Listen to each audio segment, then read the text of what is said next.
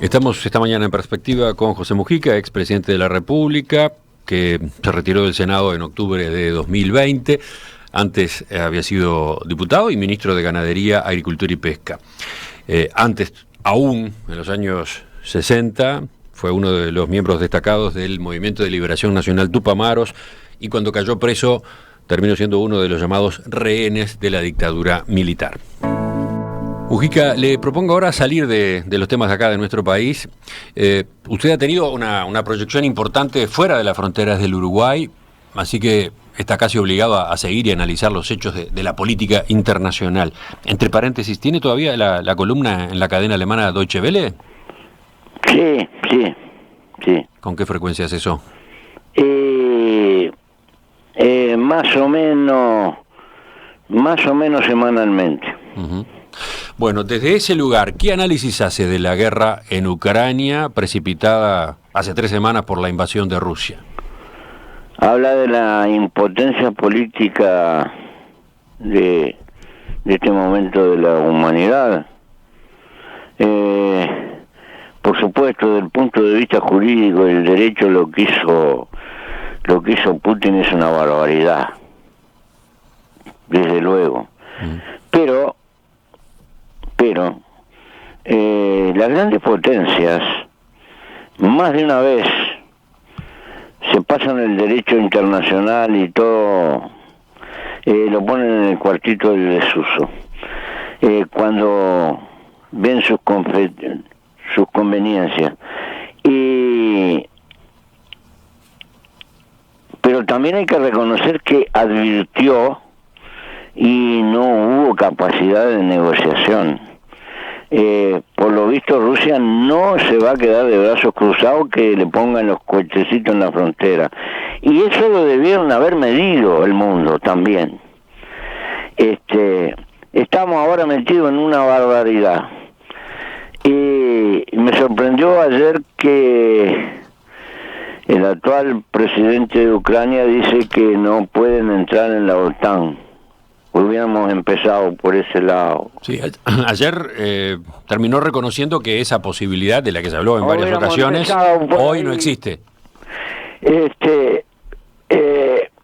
Tengo mucho miedo porque ha creado un conjunto de reacciones que van en cadena y que después nos comemos coletazos buena parte del mundo que no tiene nada que ver. Pero así son las cosas.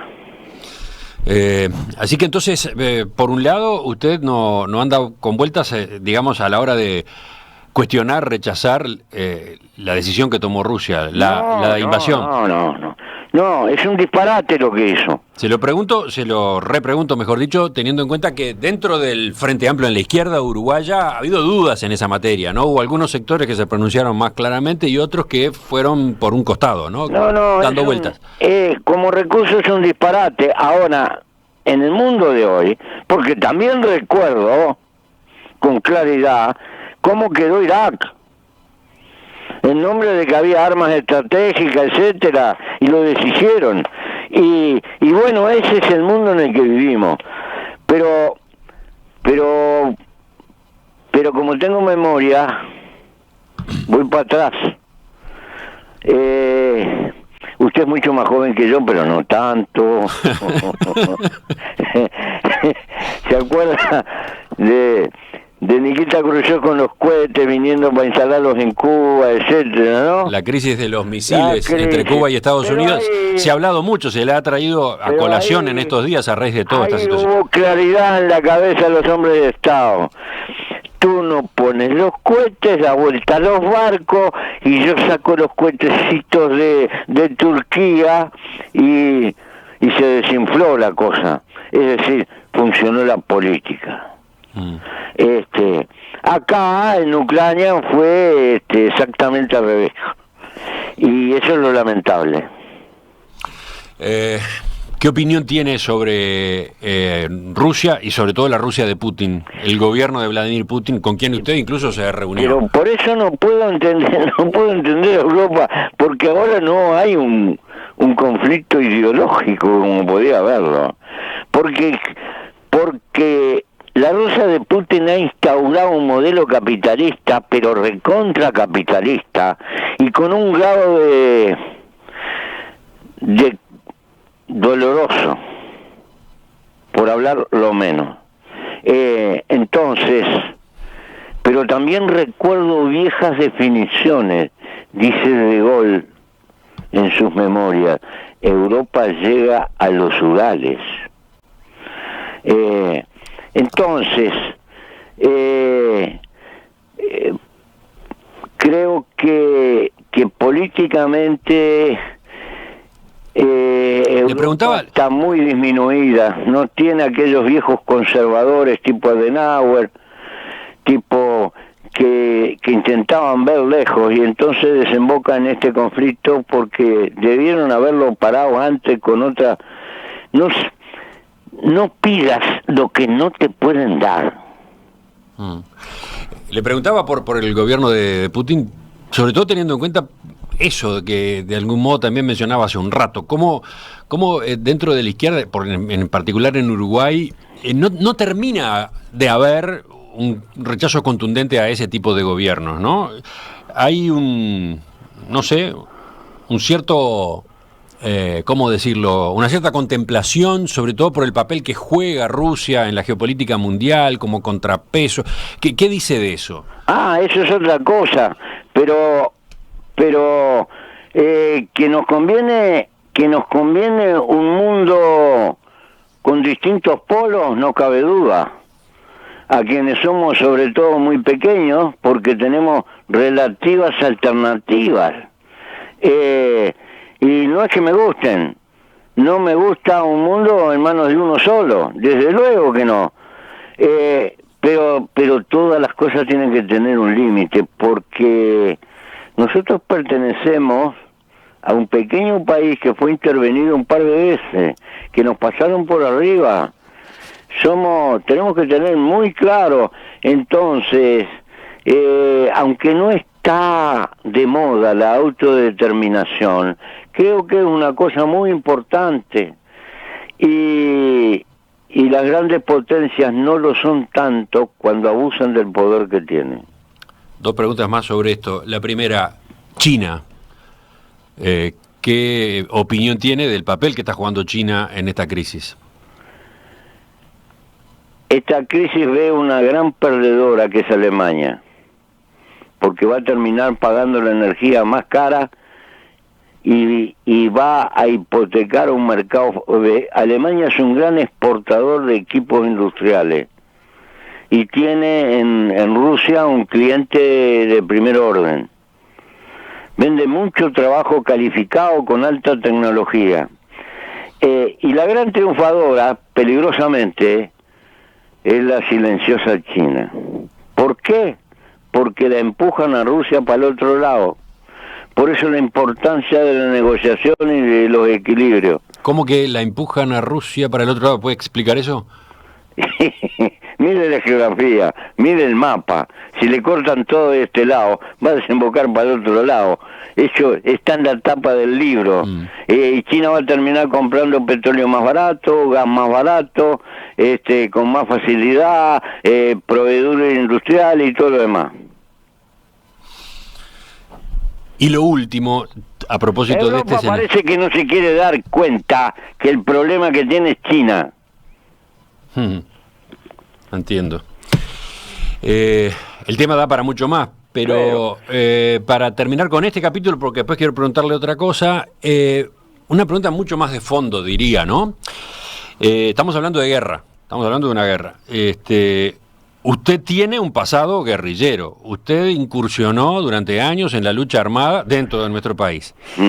Con ese antecedente y con la reflexión que ha hecho después con el correr de los años, ¿no?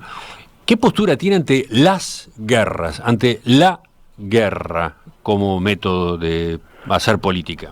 La guerra expresa la prehistoria del hombre. Todavía no hemos salido de la prehistoria.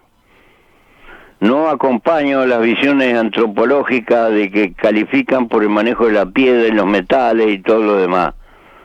La guerra es una característica que ha acompañado al hombre, y el hombre no habrá superado su prehistoria hasta que no encuentre una forma civilizada que no implique el uso de la violencia para, desgraciadamente, aquella definición de Clausewitz sigue vigente. La guerra es la política con otros medios. Pero la guerrilla también era la prehistoria, ¿o es la prehistoria? Debería también de pasar a la prehistoria, pero desde que el mundo es mundo, David siempre encuentra una forma de luchar contra Goliat.